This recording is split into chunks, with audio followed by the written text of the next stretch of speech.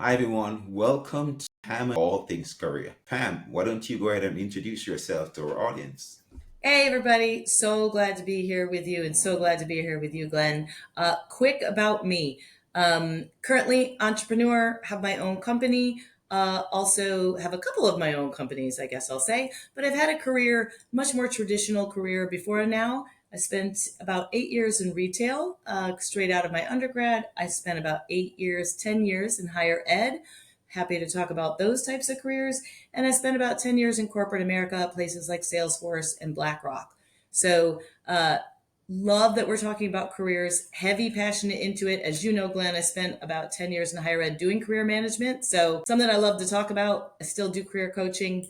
I'll pass it over to you to give a little bit about what you're doing these days. Introduce yourself. Awesome. Thank you. Thank you, Pam. Yeah, so you guys probably are familiar with me being a lecturer at City College. Basically, I teach as well as I talk to students about their career path, trying to understand how do I help this generation of just exiting out into the world. Just a background, I came out of banking a number of years ago. So I worked in banking, finance, Bank of America. And then I transitioned into a hedge fund where I worked for the hedge fund for a couple of years. And from there, I got into teaching. I was trying to explore what it was like to be an entrepreneur. And I got into teaching through that medium, basically because there was a center at the college that I wanted to get a part of, which is the Entrepreneurship Center. And that was really helpful for my career path. Over the years, I've been dabbling in doing some investment and different things. And now I'm doing full-time career coach. I built a company called Work School that I work with people who are trying to build their career path, and then have a next company called Trifecta Venture, where I am basically looking to invest and model up different career journey. So let's begin. Love it. So, Glenn, you and I were talking earlier, and I wanted to bring up this topic of is traditional networking dead? So, before we jump in to answer the question, what do you think of as traditional networking? How would you describe traditional networking? Yeah, so as we all know, the traditional path of networking is you go to some event, someone invites you, and you're there. There are lots of people there, and you have your potential of a business card. If you don't, you're probably taking your phone and swipe with a LinkedIn barcode, and you go home after probably 3, 4, 5 hours of just meeting different people. And you go home, and then when you get home, most people don't even remember those names. They just like, oh, that's it, right? So that's the traditional path of what we consider networking, which in my opinion is dead.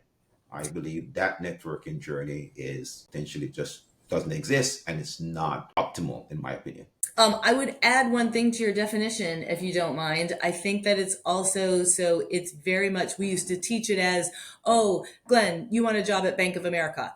Well, go find someone at Bank of America to talk to specifically. Like, I'm going to target that person. I'm going to go find them. I'm going to call up Bob Evans and say, hey, Bob, I want a job at Bank of America, but I'm supposed to network with you. So I'm going to pretend that we're having a conversation about something when really I just want to make a connection so that you'll pass on my resume.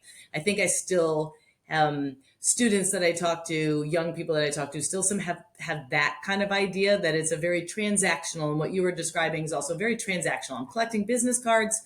I'm getting one piece of information and off I go. And I could say, oh, look, I have 5,000 people in my network.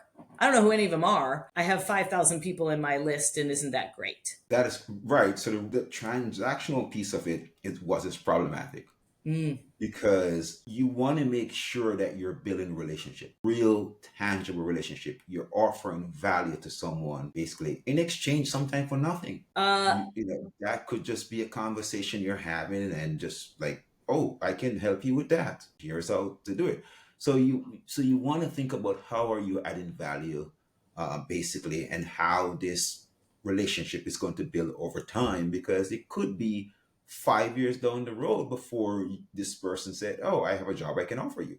So you can't think of it in this pathway that we have gone through traditionally, where it's a transaction where you pick up the phone, you call the person, basically, and you sit down expecting that this person has a job like lined up for you. So you're absolutely right. We can't think of it as this transactional thing that's going on. I like to talk about, and you and I have discussed this before. Every job that I've gotten since I left higher ed has all been through a long relationship. To your point, as you know, as Glenn and I met, he was one of my students a really long time ago. I won't say how long, 20 years ago or so.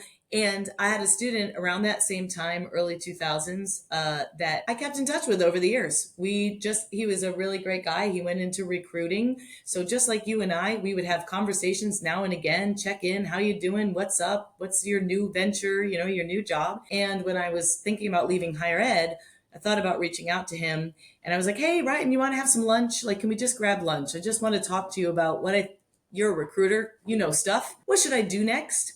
It took us about 6 months to get actually to lunch. So it took a while. We were kind of going back and forth. Again, not a transactional thing, looking to have lunch. And finally, we sat down to lunch and he happened to say, I was like, yeah, I don't know what I should do. And he handed me a job description at North Highland. It was a leadership development role. And he's like, what do you think about this? And I was like, that role is amazing and made for me. He's like, I know. What do you think? You interested? That's how I ended up with that job. We had kept a relationship for 20 years. I certainly did not know back in 2002 or whatever it was that this guy was going to offer me a job 20 years later. I knew that he was a good person. I enjoyed talking to, kept up the relationship. So you just never know, to your point. Might take a long time. But with me, it really was about, I like this person and he's smart and let's keep learning from each other. Let's keep helping each other. Who knows what it's going to look like. So I love that idea that you just don't know how long it might take. Right, right. And think about it right now. So here we are, actually, Pam and I running this podcast together, right, talking about career after so many years of knowing each other, right? And just a point for you students watching this, just make sure you're a good student because if I wasn't, you probably would, uh, we wouldn't be having this conversation. So for the students, make sure that think long term, right? Oh, wow. And again, I was most of you students are probably young. I was an older student when Yes. I'm there. So for me, I had intention of exactly what I wanted to do, and I was strategically saying, okay, I like the background of this professor. I'm going to take this class or things like that. Mm. So I was again networking, but intentional networking, right? Just thinking about what can it look like over 10, 15 years, and that kind of build a relationship. So you have to think about these things when you're asking yourself, what does your career journey look like? Because traditionally, what we have found is people are looking, I want a job at X company, and they network only right there. And the best thing for you to do sometime, basically, I think, is can you just have lunch with the person? We would call that air code informational interview, where you're just talking, just let the person get to know who you are and just have a conversation with the person. And then things can change over time, right? Just go ahead and just like when the time comes and it's right, you will, because I would have never thought that, okay, at some point Pam and I would be having No, a podcast because we were never directly in the career path as something to do. But over time it manifested itself like this makes a lot of sense. yeah. Like right, this converging a point where we can actually say, so think of how you're networking more so just how am I building a relationship with people around me that over time that you like, that you enjoy having conversation with, and just keep doing that. I think that takes so much of the pressure off because so often students, people young in their career, even people old in their career that are looking for that next role think, oh, I've got to have a target. I got to know where I'm going because then I can say, hey, Glenn, I'm reaching out because I want a job at XYZ company. That's why I'm reaching out. No, you can just say, hey, especially these days of social media, LinkedIn, all the things. Gosh, I've had people reach out to me and go, you know what, your profile is really interesting. I think that I want to do something in learning and development. And I would just, do you mind if I pick your brain about what you do and how you do it and how you got there? Absolutely not. I love talking about myself. Clearly, I would be happy to answer any questions that you have or just chat and talk. And to the point, that's just a learning conversation. Oh, well, that's how Pam did it. Maybe I'll keep doing that. It's a learning conversation, we don't even think of it as a network. I'm building a relationship with someone. And you never know. You made the great point of be a good student. So true. I want my students to talk in class. When the talkative ones, I get to know them well. When they talk and we exchange just like you and I did, then we get to know each other and we continue that relationship. It's easy. The other thing I'll say is make friends with your fellow students. Ask them what they're going to do. These people that you're sitting around are the future CEOs, entrepreneurs, musicians. You have no idea where these people are going to end up. and that natural curiosity of just being like, hey, hi, I'm Pam. I'm sitting next to you for the next 2 hours. We might as well have a chat.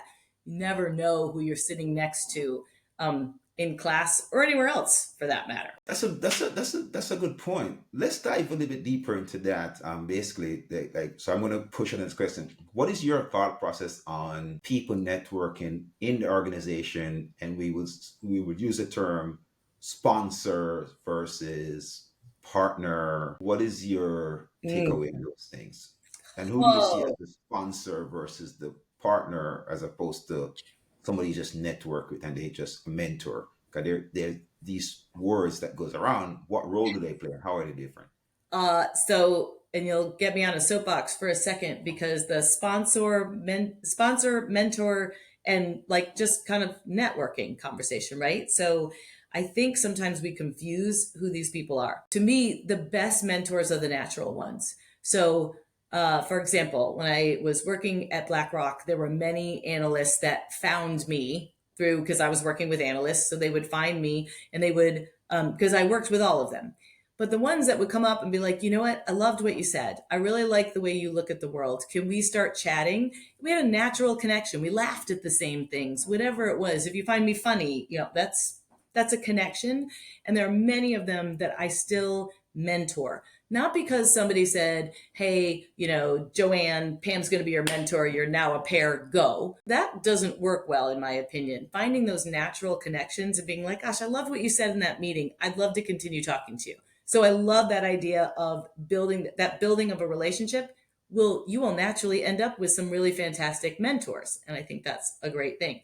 Sponsors, on the other hand, are literally internally like it is that sponsor's job to get me to the next level. So if someone says, hey, I want to sponsor you at a company and they're an MD and I'm a VP and they're like, I want to get you to the next level, that is a whole different thing that does come with more